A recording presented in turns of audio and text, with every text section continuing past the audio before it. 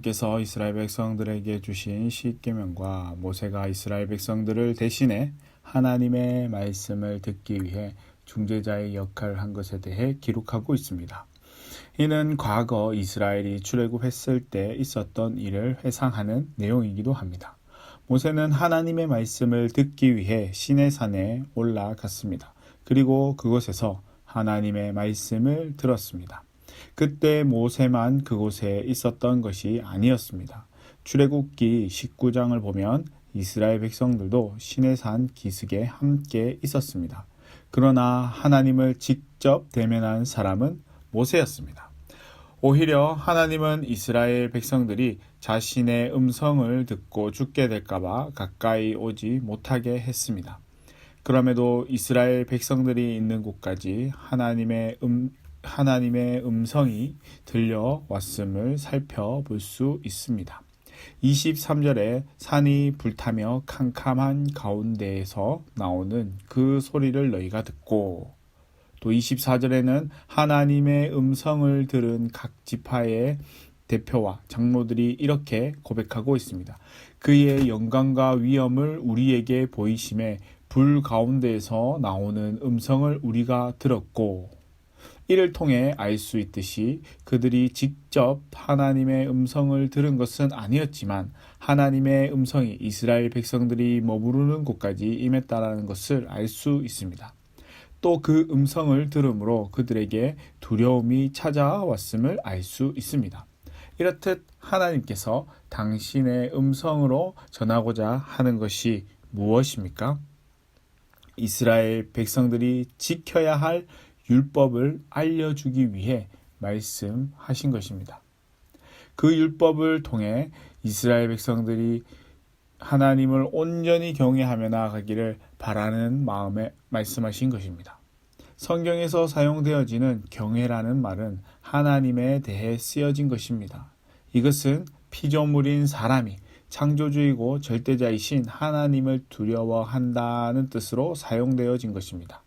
그러나 단순히 심리적으로나 물리적인 공포나 두려움이 아니라 창조주이시며 절대자이신 하나님에 대한 공경과 거룩한 두려움을 갖게 하기 위한 것입니다.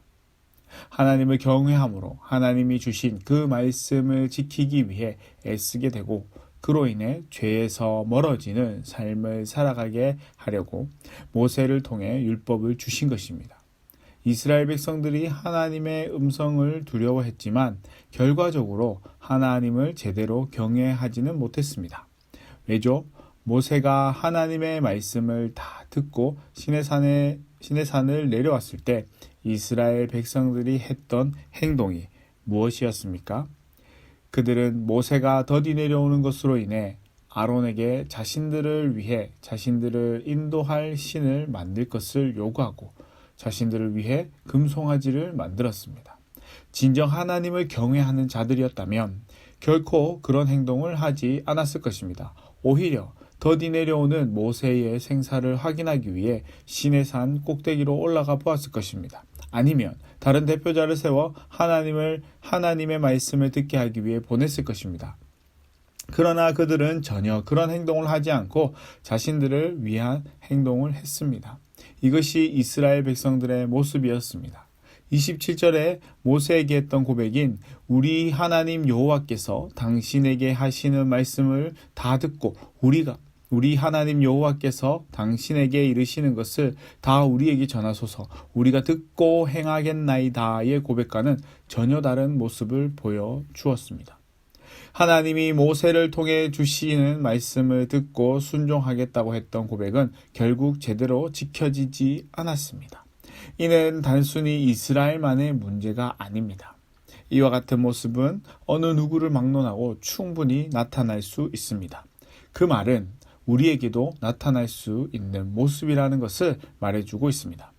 때문에 우리 삶이 하나님을 온전히 경외하는 삶을 살아가지 않는다면 하나님의 말씀을 지켜 살아가기보다는 나의 만족과 유익을 위해서 살아가게 된다는 사실을 기억할 수 있기를 바랍니다. 무엇보다도 저와 여러분의 삶은 하나님을 온전히 경외하는 삶을 살아갈 수 있기를 소망합니다. 하나님을 경외함으로 나아갈 때 하나님께서 나의 삶을 보호하시고 인도해 주시기 때문입니다. 하나님의 음성을 듣는 것으로 인해 두려움에 사로잡힌 이스라엘 백성들에게는 그들을 대신해 하나님의 음성을 듣고 전해줄 사람이 필요했습니다. 그 사람이 오늘 본문에 언급되어지고 있는 모세입니다. 왜 이스라엘의 대표자들이 모세에게 나아갈 것을 그들 대신해서 나아갈 것을 부탁하고 있습니까?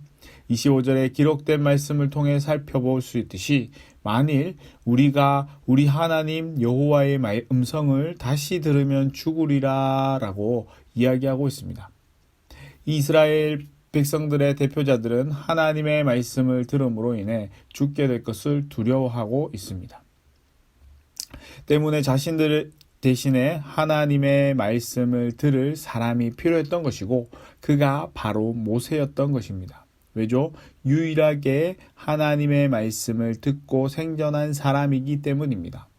24절에 하나님이 사람과 말씀하시되 사람이 생존하는 것을 우리가 보았나이다. 또 26절에 하나님의 음성이 불 가운데의 바람을 듣고 생존한 사람이 있다라는 것을 말하고 있는데 그 사람이 바로 모세였습니다. 이 말은 하나님의 말씀을 들은 사람인 모세밖에 없다. 이 말은 하나님의 말씀을 들을 사람은 모세밖에 없다라는 것을 이야기하고 있는 것입니다. 하나님 또한 모세만 자신이 임재하는 장소에 부르시고 음성을 들려주셨습니다. 이는 모세가 이스라엘과 하나님 사이의 중보자의 역할을 담당했던 자였기 때문입니다. 이 일은 이스라엘이 출애굽을 하기 전부터 이미 정해진 일이었습니다. 그리고 모세는 하나님과 이스라엘 사이에 선 언약의 중보자로서 하나님의 말씀을 백성들에게 전달하였습니다. 구약에서 모세가 하나님과 이스라엘의 중보자의 역할을 한 것을 신약시대의 예수님을 예표한 것이라고 보고 있습니다. 왜죠? 구약에서의 모세의 역할과 신약에서 예수님의 역할이 비슷하기 때문입니다. 하나님의 말씀을 대신 전해주는 역할과 또 자기 백성을 위해 하나님 앞에 기도로 간구하는 모습, 그들의 죄의 용서를 구하는 모습까지 비슷하기 때문입니다. 그들을 위해 자신의 목숨까지 내어놓는 모습까지도 비슷합니다. 때문에 많은 학자들이 모세를 신약의 예수님을 예표한다고 보고 있습니다. 그러나 모세와 예수님의 중보 사역에는 차이점이 있다는 것입니다. 모세의 중보는 오직 이스라엘만을 위한 것이었습니다. 반면에 예수님의 중보는 온 인류를 위한 것이었습니다. 또 모세의 중보는 불완전한 것이었지만 예수님의 중보는 완전하고도 영원한 것이었다라는 점에서 차이가 납니다.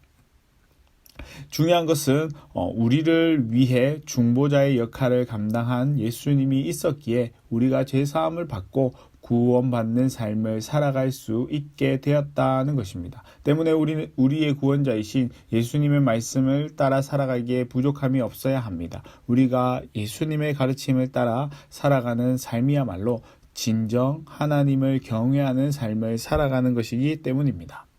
이스라엘은 하나님을 온전히 경외하지 못하고 그 말씀에 순종하지 못했습니다. 이런 이스라엘 모습은 우리에게 중요한 교훈을 줍니다. 하나님을 경외하지 않는 삶의 결과가 어떤 것인지 잘 보여주고 있습니다. 무엇보다도 우리를 죄에서 구원해 주신 예수님의 가르침을 온전히 실천하며 나아갈 수 있기를 바랍니다.